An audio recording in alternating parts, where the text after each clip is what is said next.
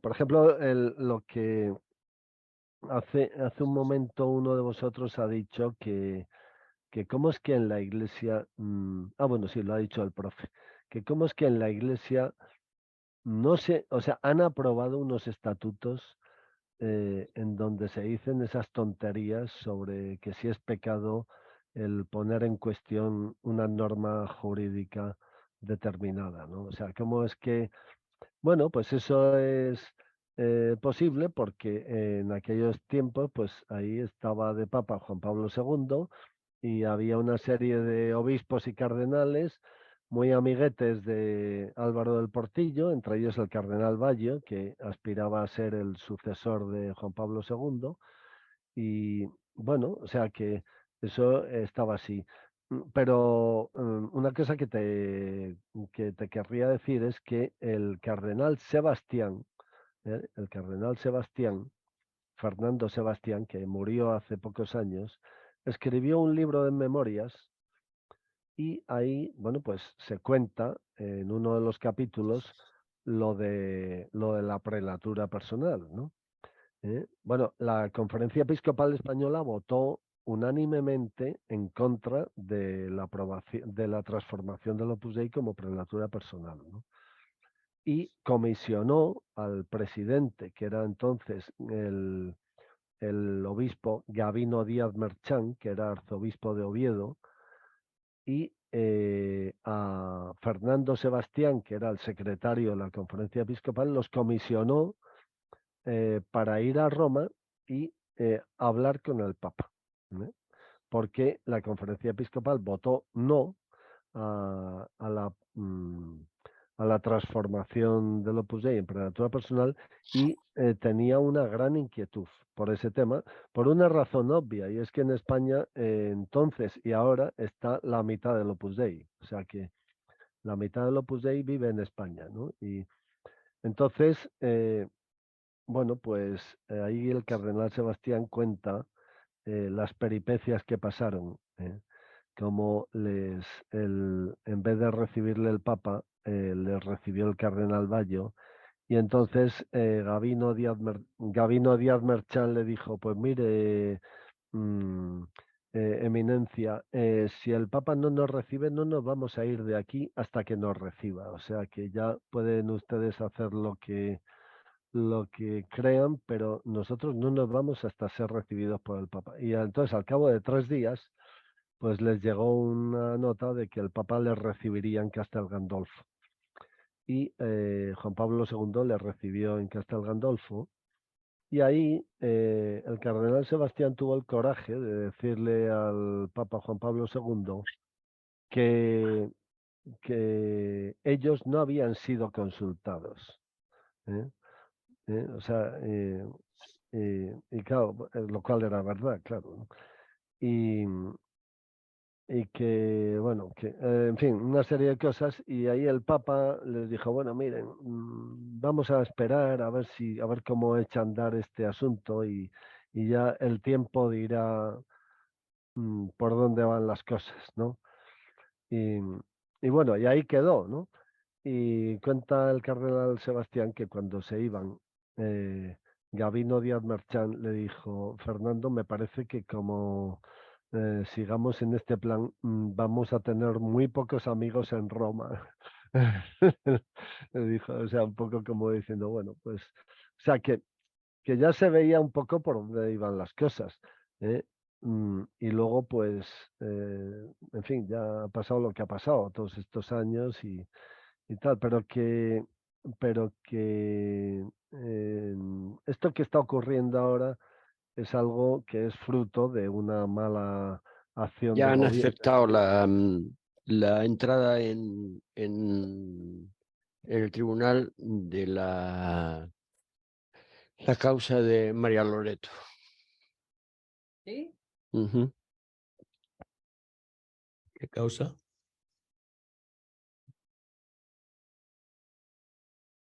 Se ha ido esto. A ver. Antonio, no te escuchamos. Tienes el micrófono abierto, Antonio, o sea que, no sé, tú verás. Lo tenía cerrado. Es que no sé quién es el que ha dicho lo de María Loreto. Sartán. Ah, sí. Perdón. Sí, y lo tiene abierto, Sartán. Sí, pero lo voy a cerrar, no te Tú preocupes. mismo, tú Aquí mismo. estamos. Soy yo, culpable. Vale. Bueno, no, yo lo que creo es que este Papa, ahora que has dicho lo de reabrir y tal, ¿no? De la misma manera que este Papa ha reabierto la causa de el numerario abusador de Gaztelueta, condenado a 2 años de cárcel, pues el Papa también ha reabierto el caso de la desaparición de esta chica hace 40 años de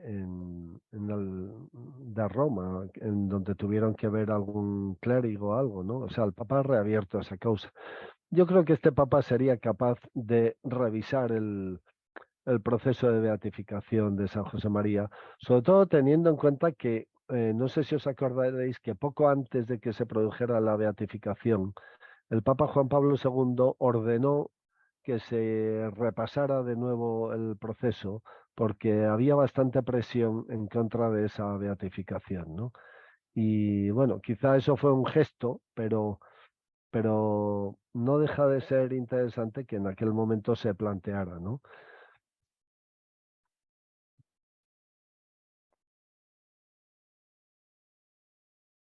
Pero ha sido el Papa Francisco, por ejemplo, es el que ha beatificado a don Álvaro, ¿no? O sea que ese proceso del que yo no tengo ningún conocimiento, como tuve un poco más en el de José María también, pues es de una persona del Opus Dei que ha estado allí, etcétera. Así que los criterios de canonización, cualesquiera que sean, y a mí pues también como no creyente, digamos, pues me parece interesante, todo eso lo sigo, pero pues porque todavía tengo toda esa cultura, pero obviamente también una persona como Álvaro del Portillo, que lo siguió y que en muchos aspectos era muy semejante al fundador del Opus Dei, aunque no pues en cierta actitud o temperamento. Oye, Gianfranco, perdona que te interrumpa, pero estoy entendiéndote, primera noticia, de que Álvaro del Portillo es beato de la Iglesia Católica. Sí, en el año 2014. ¡Wow!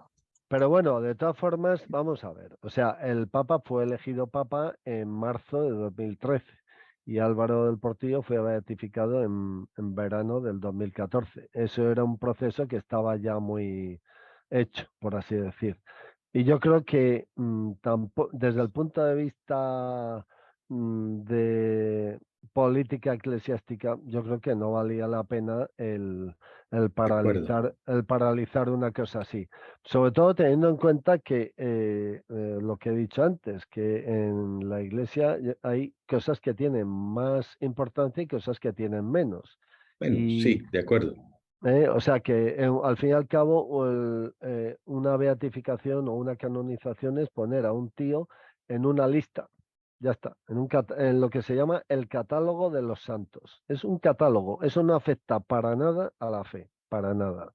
O De sea, acuerdo. Excepto en un punto, y es que estas personas son ejemplos, ¿no? sí, pero O se supone que son ejemplos. Y cuando algunas personas eh, mm, encuentran esas contradicciones, como por ejemplo todo lo que ha salido acerca del fundador del Opus Dei, eh, pues su fe se resiente, ¿no? O por lo menos se pone en una situación difícil, ¿no? Porque no ha habido la transparencia, no ha habido la claridad, claro, etcétera, ¿no? claro. Esas cosas a quienes no tenemos esa fe, pues no nos afectan, sino simplemente en el sentido en que hablábamos hace un rato de que esa persona entonces adquiere un poder especial la generan como figura, etcétera, mecanismos de manipulación.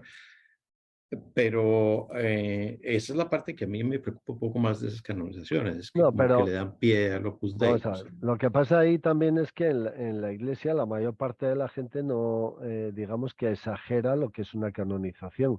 Una canonización es poner a una persona como modelo pues porque se ha investigado sobre su vida y tal, y como modelo a seguir y como intercesor. Pero también yo creo que como todo proceso, pues está sujeto a errores ¿eh?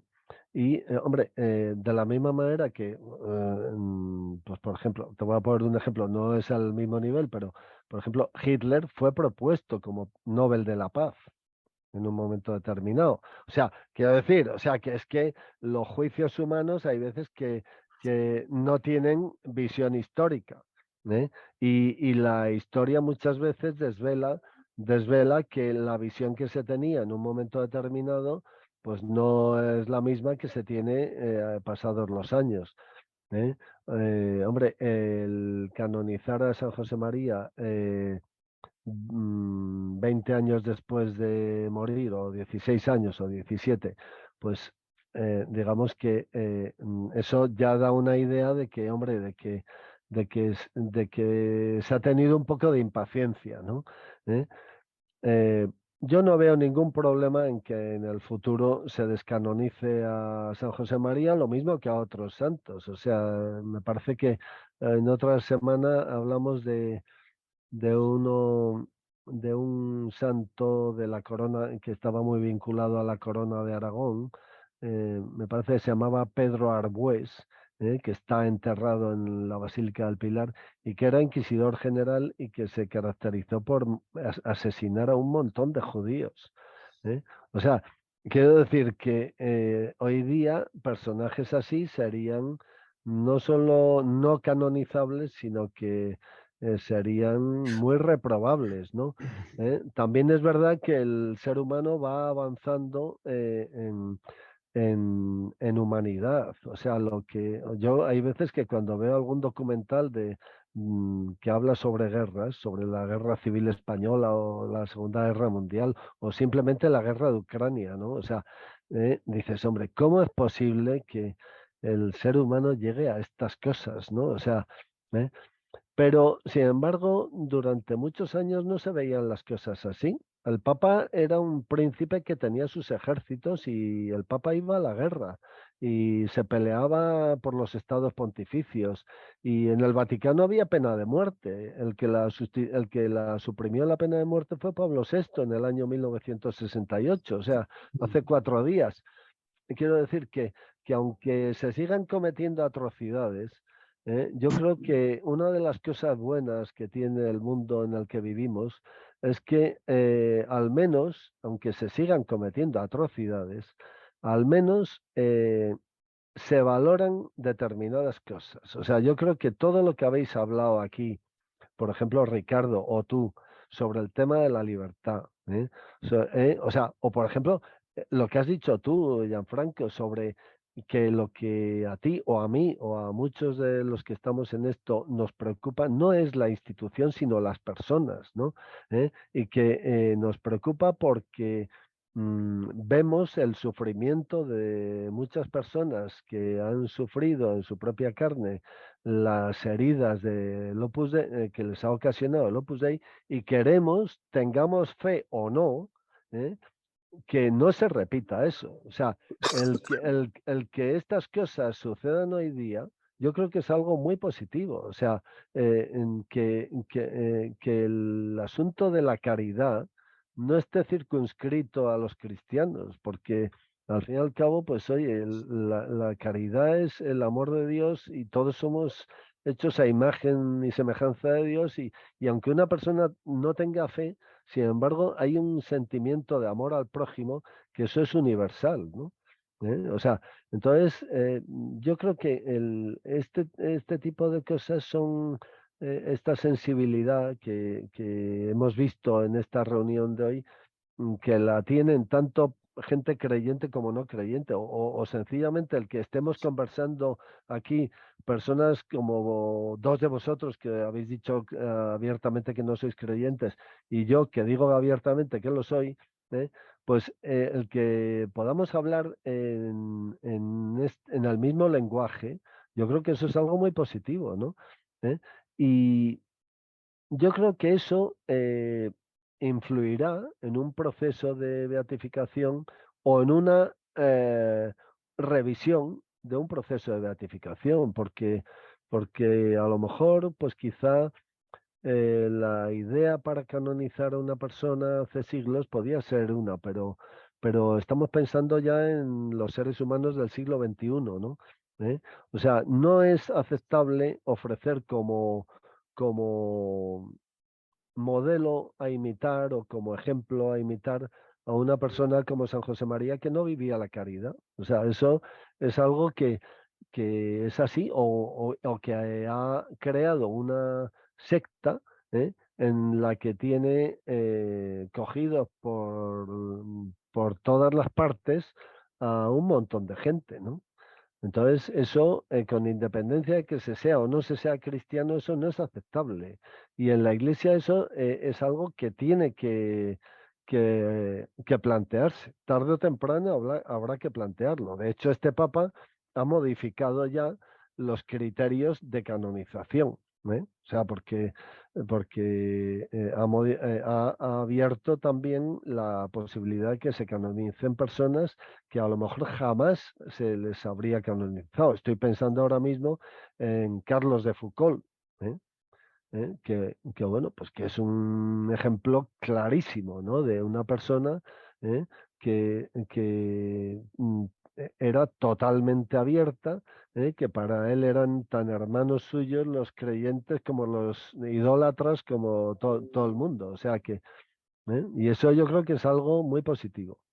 Y yo pienso que llegará un momento en que se descanonizará a San José María, quizá nosotros no lo veamos, pero será un gran beneficio para la Iglesia, para el Opus Dei, por supuesto, porque le liberará de un lastre que están ahí, que lo llevan encima, y les permitirá el poder actuar con más libertad. O sea, más libertad de conciencia y más libertad de pensamiento y les permitirá ser más cristianos, estoy seguro, porque yo siempre he pensado lo que decía Quique la semana pasada, que los del Opus Dei no son cristianos, o sea, son sectarios, pero no son cristianos, o sea, siguen a San José María, pero no siguen a Jesucristo.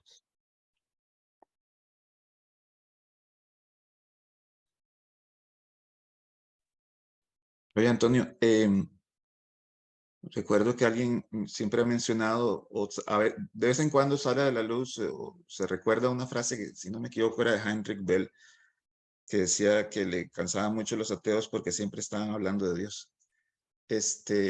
Y en realidad se saca de contexto la frase, porque en realidad las personas que no somos creyentes no hablamos de Dios, lo que nos preocupan son las personas, ¿sí? Entonces, y además respetamos mucho la libertad religiosa como parte de la libertad de las conciencias y de la libertad de conciencia y la libertad de pensamiento, la libre emisión del pensamiento. No solo la libertad religiosa, sino también la libertad de culto, ¿verdad? De manifestar esa religión, que son derechos humanos, que están en la Convención Americana de Derechos Humanos y en la Declaración.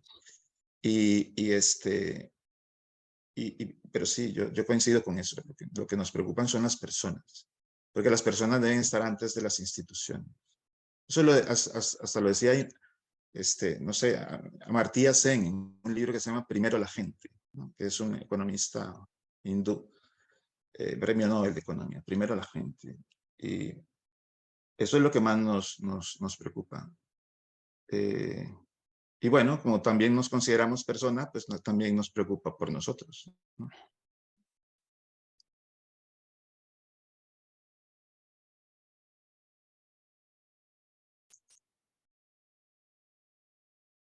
Se ha ido el sonido. Se fue el sonido. No se ha ido, es que yo lo que querría también es seguir esa recomendación de esa chica de la semana pasada que me dijo que hablara menos y que habléis vosotros, vamos.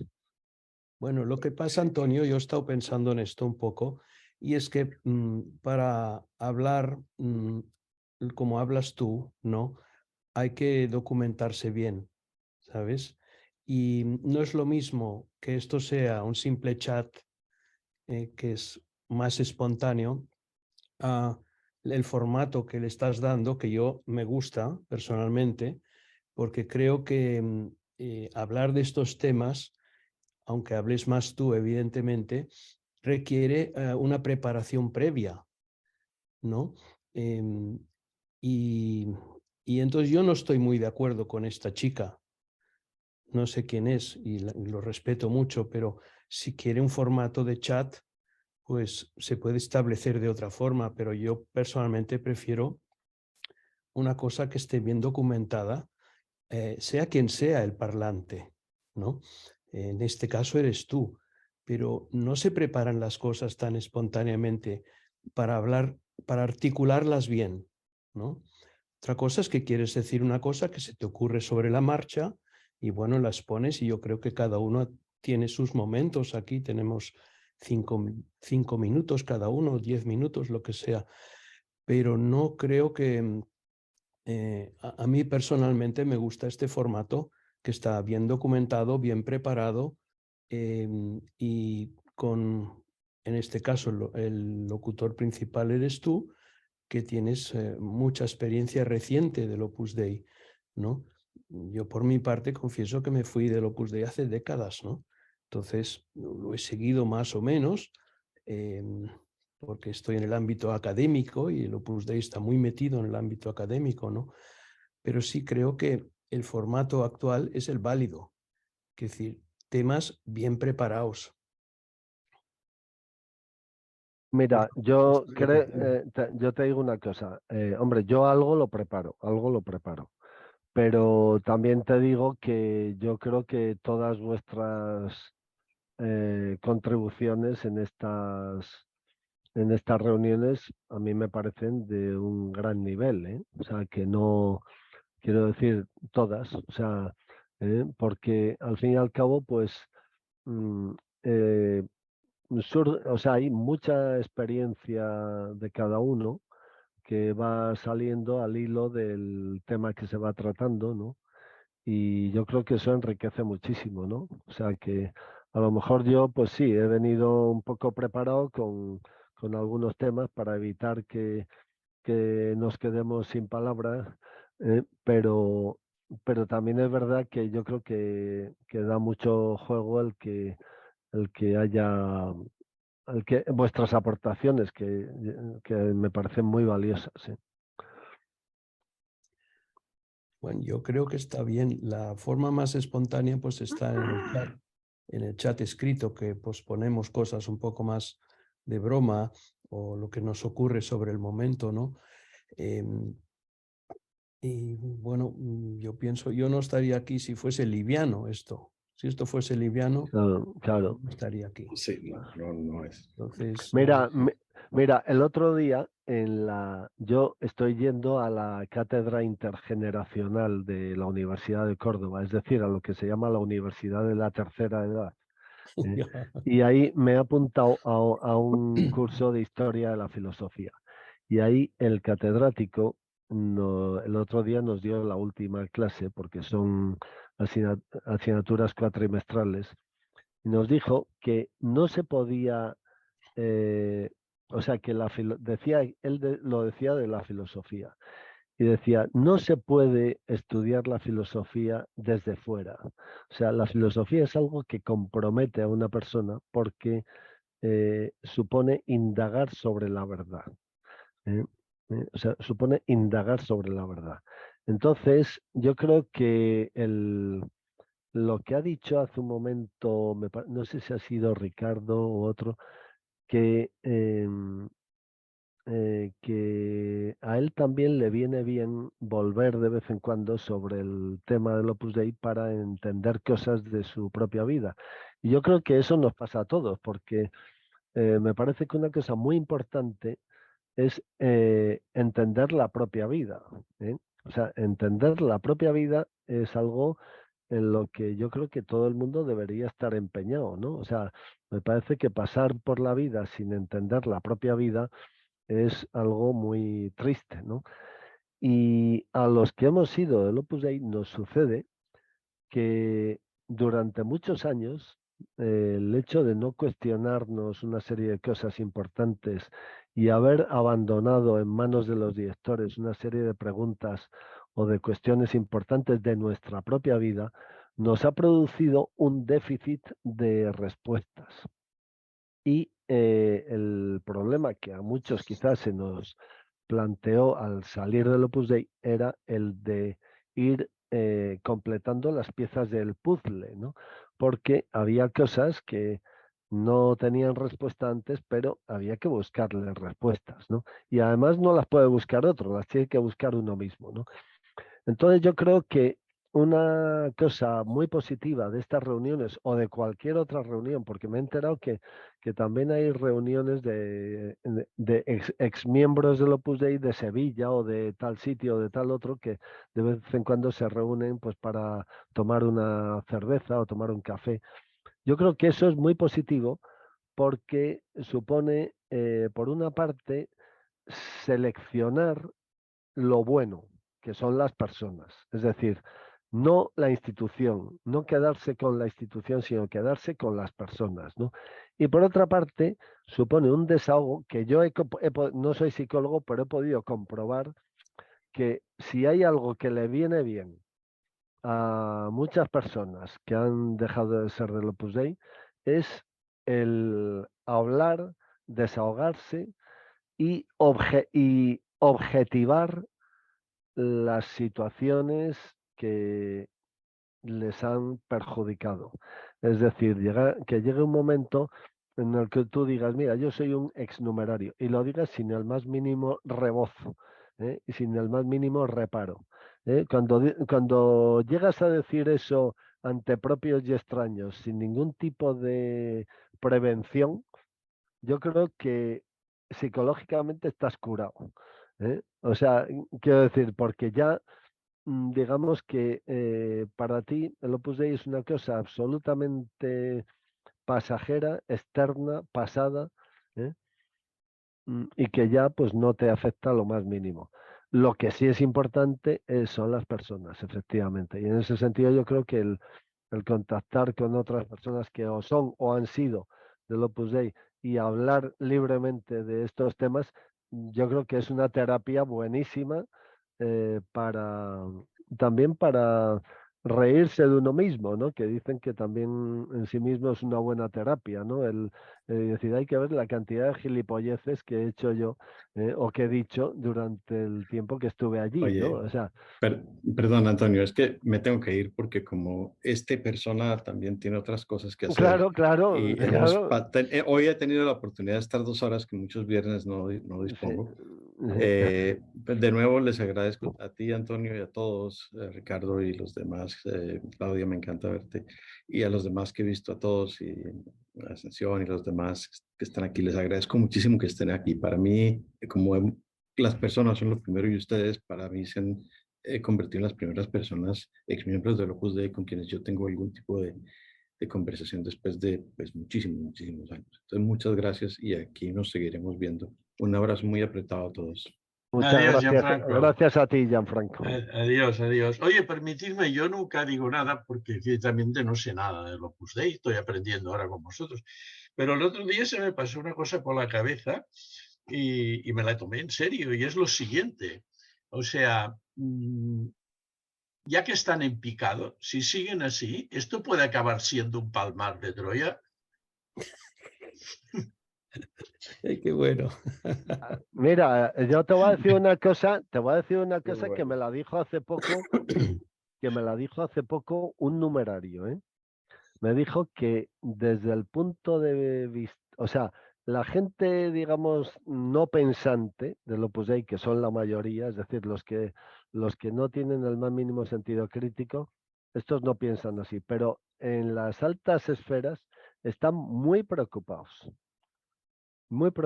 porque, hombre, no te voy a decir que esto termine siendo un palmar de Troya, pero que se han dado cuenta de que después de que la Santa Sede, el Papa, oficiosamente les haya rechazado ya 2 borradores de estatutos, les está empezando a preocupar seriamente, porque empiezan a darse cuenta de que esto va en serio, ¿eh?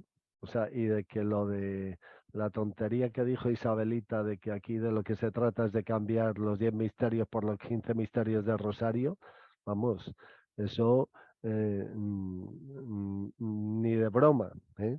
O sea que que cómo terminará, no lo sé. Lo que sí tengo muy claro es que el día 12 de abril, que empieza el Congreso, ya tienen que tener todo perfectamente, eh, tienen que tener los deberes hechos.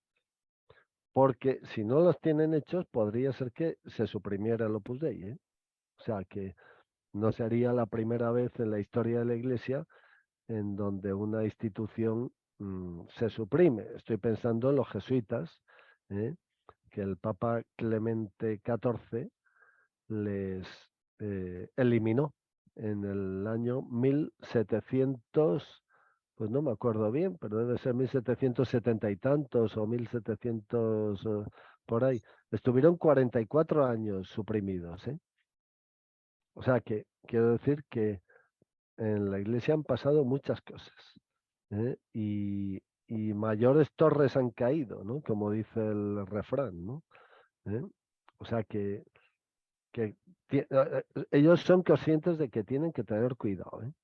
A alto nivel ahora mismo están muy preocupados, muy preocupados. Antonio, Sí, sí, sí. ¿me escucha? A ver, hace más o menos una semana estuve hablando con un profesor de la Universidad de Santa Croce, mayor, o sea, de los que pesan, y me he dado cuenta que ellos van pensando, están apuntando a dos cosas. Uno, a que el Papa pase, y dos, a la siguiente generación, a los hijos de supernumerarios. Ese es sus dos metas de sobrevivencia.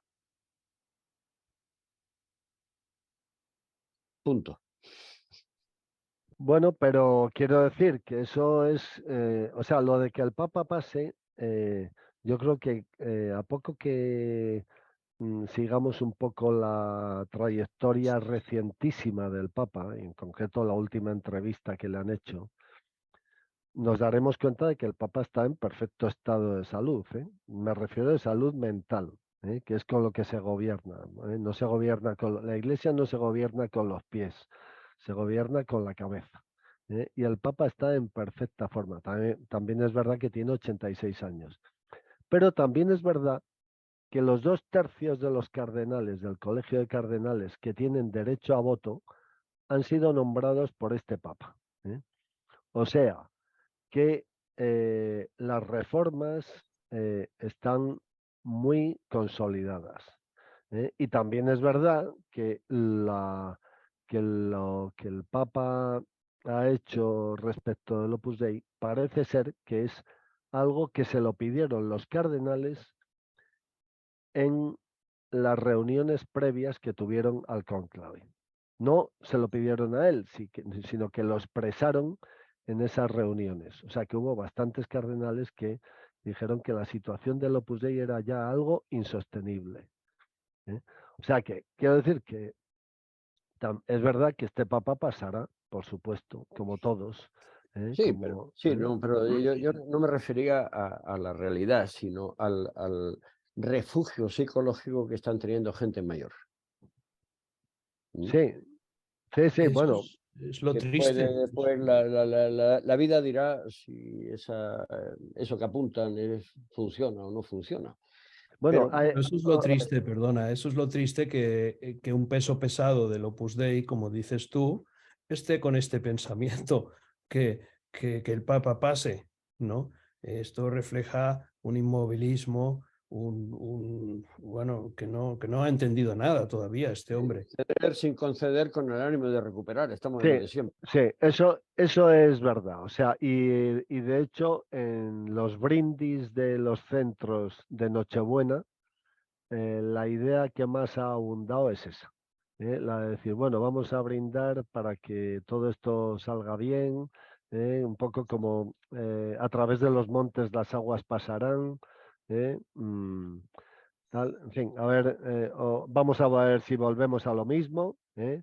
O sea, quizá no con estas palabras, ¿no? Pero un poco como decir, esto es como un huracán o un nublado, o como un terremoto que pasará, ¿no? Porque ellos siguen siendo igual, o sea, siguen pensando lo mismo, siguen creyendo esa idea mesiánica respecto de su fundador y tal, Y eso ya digo que es un lastre, porque hay gente muy buena, pero que siguen con esa idea, ¿no? Y, y luego hay otra cuestión, y es que yo creo que hay que entender también algo que está pasando, y es que Ocariz se está enfrentando a una situación insólita, y es que ahora mismo dentro del Opus Dei hay gente muy difícil de congeniar, en el sentido de que por una parte está la vieja guardia, me refiero a gente mayor, con peso, con años y que tienen peso dentro del Opus Dei, peso, digamos, moral. Luego hay gente joven que jamás ha vivido las cosas que, por ejemplo, nosotros hemos vivido, o sea, jamás, y que se creen que el Opus Dei es otra cosa distinta de lo que es. Luego, gente con un desinterés total por su propia identidad espiritual y jurídica. Claro, y luego una gran cantidad de gente mediocre, ¿eh? O sea, porque también es verdad que en los años en los que yo por lo menos me hice el Opus Dei, pues la gente que había era gente en general brillante profesionalmente y, y valiosa, ¿no? Eh, en los siguientes años el Opus Dei se ha ido llenando de gente mediocre que son los que en gran parte ocupan ahora mismo los cargos de gobierno, ¿no? O sea que es gente muy dócil, pero muy incapaz, ¿eh? Y claro, el manejar a toda una cantidad de gente tan heterogénea, ¿no? Mm, es muy difícil, ¿no? Y por eso quizá una de las cosas que está viendo ahora es la figura del director pasota, ¿eh? O sea, que es el director del centro que deja hacer a unos y a otros lo que les dé la gana, que no, que no dice nada, que ahí todo vale. Sí, mientras no salpique, me da igual. Claro, se puede decir que la única línea roja que hay ahora mismo es que por favor que no se den escándalos. O sea, que cada cual haga lo que venga en gana, pero que por favor que no haya escándalos. Eso es casi lo único que rige ahora, ¿eh? Un comentario, Antonio, que me he fijado que Ocariz ha puesto vicario de España un hombre mucho más joven que él, precisamente porque no le cuestionará nada, ¿no? Y también me he fijado que lo mismo pasó en Argentina. Los demás países no me he fijado porque no me dedico a seguir quiénes son los vicarios en el Opus Dei, ¿no? Pero esto es significativo que hayan puesto un hombre mucho más joven en España, ya hace unos años ya, de unos 40 años tiene, que no vivió la época fundacional. Nacho Barrera me parece que tiene 50 y algo, o Bueno, 50. Pero bueno, es joven, es joven. es joven, ¿no? Sí. Es solo una opinión que tengo, ¿no? Que está poniendo ahí gente que pueda controlar mejor. Bueno, hay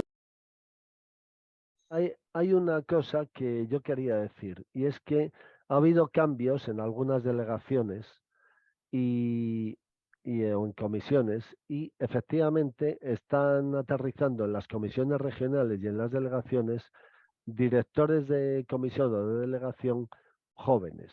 Entonces, digamos que hay como dos factores comunes que se están dando ahora en el modo de gobernar las delegaciones y las comisiones, que son, por una parte, podríamos llamar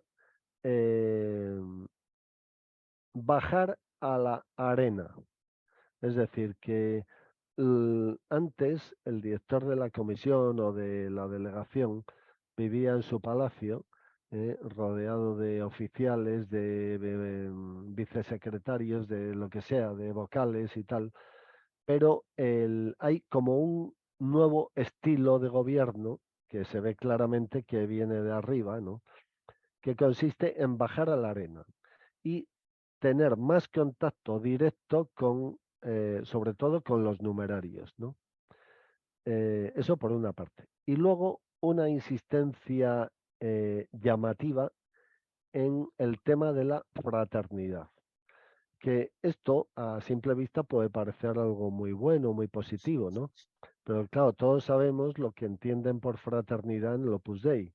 Es decir, una fraternidad solo para los miembros del Opus Dei, no para los demás seres humanos o miembros de la Iglesia o tal. O sea que, ¿eh?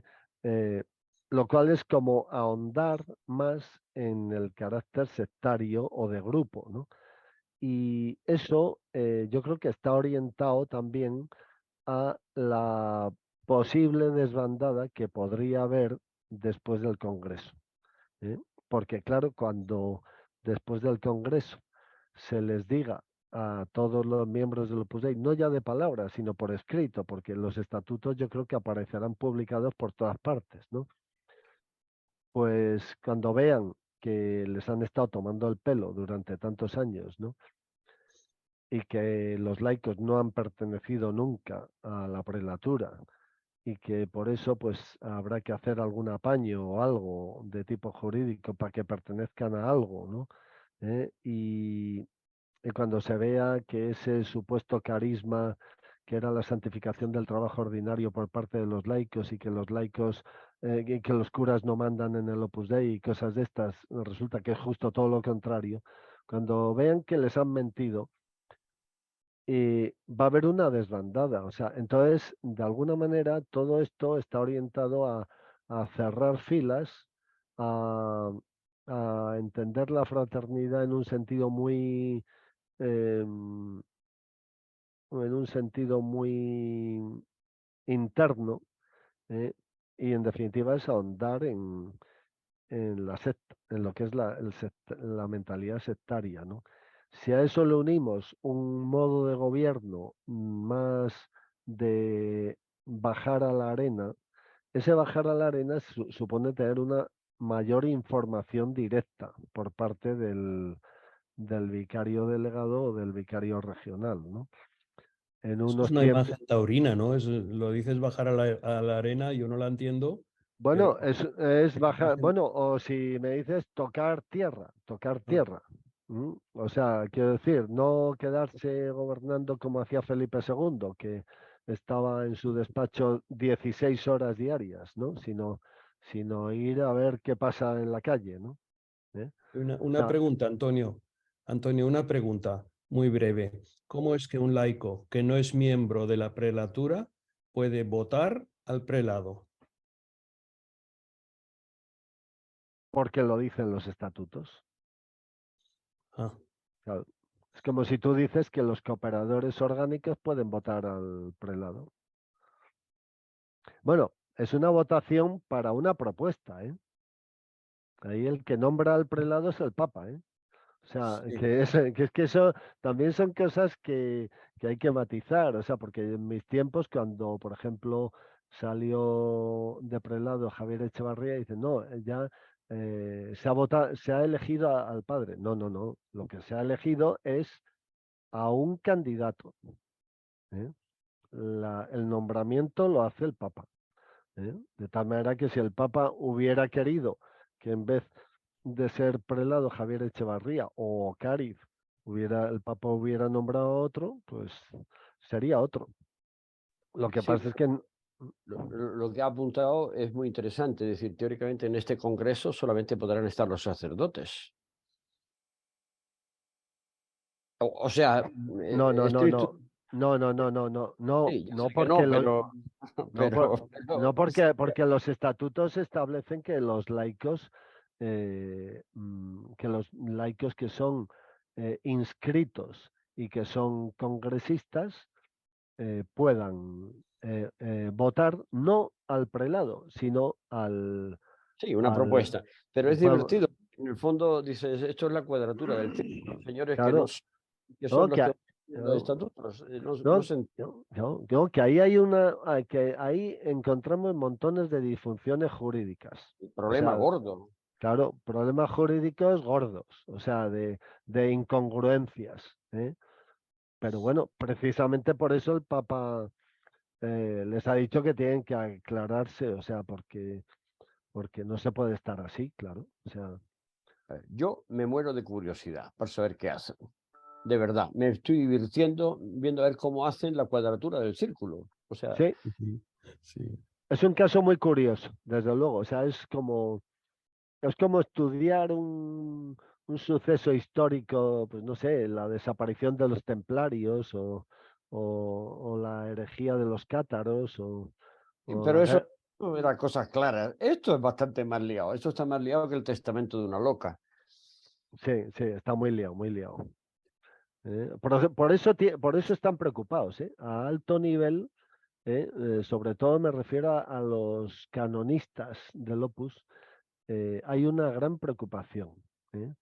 Y ese lavado de cara del que hemos hablado al principio con motivo del congresillo este que están organizando sobre el acompañamiento espiritual, pues eso es, claro, son estrategias destinadas a, bueno, a conseguir amiguetes o a intentar modificar la postura del Papa a base de enchufes o de lo que sea. O sea, que quiero decir que, digamos que eso siempre ha existido, ¿no? O sea, hombre, yo que he sido funcionario muchos años, siempre ha venido gente a pedirme recomendaciones, ¿no? O sea, cuando, o sea, dices, oye, macho, si es que aquí lo que hay que hacer es cumplir la normativa, ¿cómo?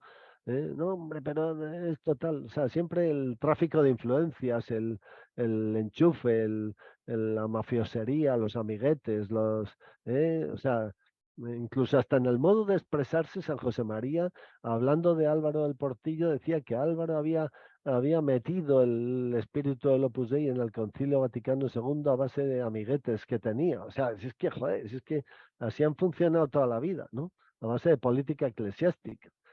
Por ejemplo, el cardenal prefecto para el dicasterio del clero, que es el que ha ordenado sacerdotes a la última promoción de curas numerarios, pues eso se lo apuntan como un tanto.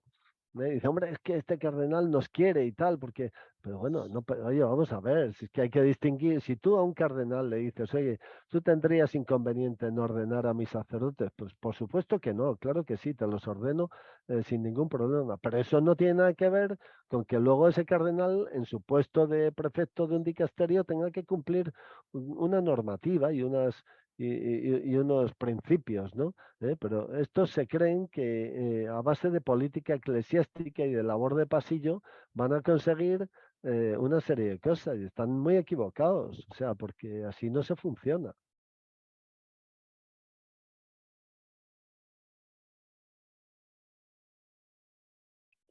Bueno, aprovecho esta pausa, queridos amigos, que vamos por 2 horas y 22 minutos y Sí. yo he programado 2 horas y media.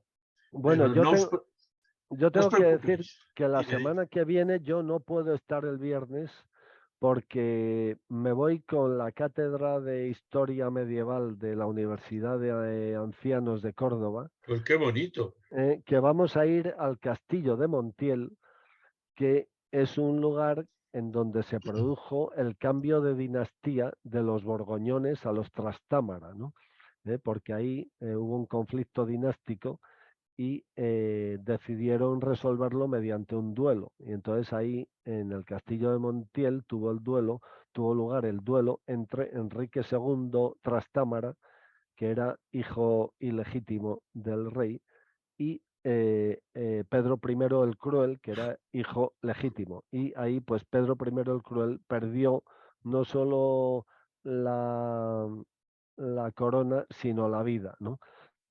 Y ahí pues hubo un cambio de dinastía, ¿no? Y bueno, pues vamos a ir con nuestro profesor de historia medieval, un autocar de gente entusiasta, ancianos todos, a visitar el castillo de Montiel y a escuchar todas las cosas que nos van a contar ahí sobre aquel episodio histórico, ¿no? De la historia de España, ¿no? Pues que os Entonces, lo paséis entonces estupendamente bien. con ese motivo, el viernes que viene yo no voy a estar. Lo que no sé es si ponerlo el jueves, pero quizá yo creo que como el ser humano es un animal de costumbres, pues no vendría mal decir que la semana que viene no tenemos reunión y la siguiente sí. No sé qué os parecerá.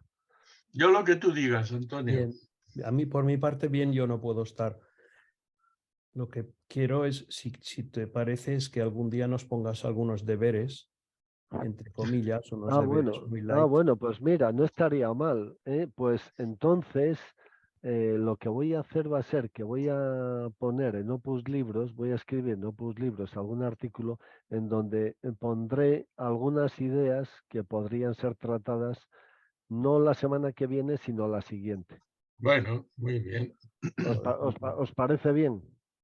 Yo te digo lo que tú digas y el tiempo que quieras. Conmigo no podrás, porque yo de jovencito jugué a rugby 4 años y entonces ya estoy hecho a todo. A todo, claro. Bueno. Tú sí que eres un jubilado incombustible, ¿eh? Eso... Ay, perdón. Sí, Bueno, solamente solo voy a hacer 79 ahora. Bueno, Bien, eso no es hombre. nada. Aquí está Maravilla. claro, aquí está claro que la nota de juventud la da Claudia. Eso está más Sí, claro, está más sí, claro que el agua. exactamente, ¿Eh? exactamente. Un Y aplauso para además, Claudia. desde que se ha ido Carmen, es la única chica que ha quedado. Joder. Sí, sí. Esta también ¿Eh? habrá jugado a rugby, hay que ver lo que aguanta. O sea, mira, a Claudia le pasa lo contrario de lo que me pasa a mí cuando voy a una reunión de Manos Unidas de Córdoba, donde todos son mujeres. ¿Eh? Y ahí yo cuando voy, yo siempre soy el bendito entre todas las mujeres. O sea que aquí a Claudia le pasa al revés. O Exacto. sea que Sí. aquí todos somos chicos, excepto Carmen, que se ha ido, y Claudia, que está aquí aguantando a pie Sí, firme. señor, porque éramos 22 y somos 10. Bueno, Sí, sí. sí, no, pero bueno, yo creo que no lo hemos pasado demasiado mal, ¿no? ¿Qué va? No, qué va, qué va. De todas maneras, bueno. tenemos que cerrar, porque si no, dentro de un momento se va a cerrar solo. Sí, Y pues no nada. podremos ni despedirnos. Pues entonces Está yo feo. me despido. Muy bien. Pues Pues buen fin venga, de hasta semana, dentro Claudio. de 2 viernes. ¿Eh? Muchas A todos. gracias, Hasta Antonio. ahora. Adeu. Adeu. Adeu a tots. Muchas gracias. Adeu. Adiós. Adeu, tothom.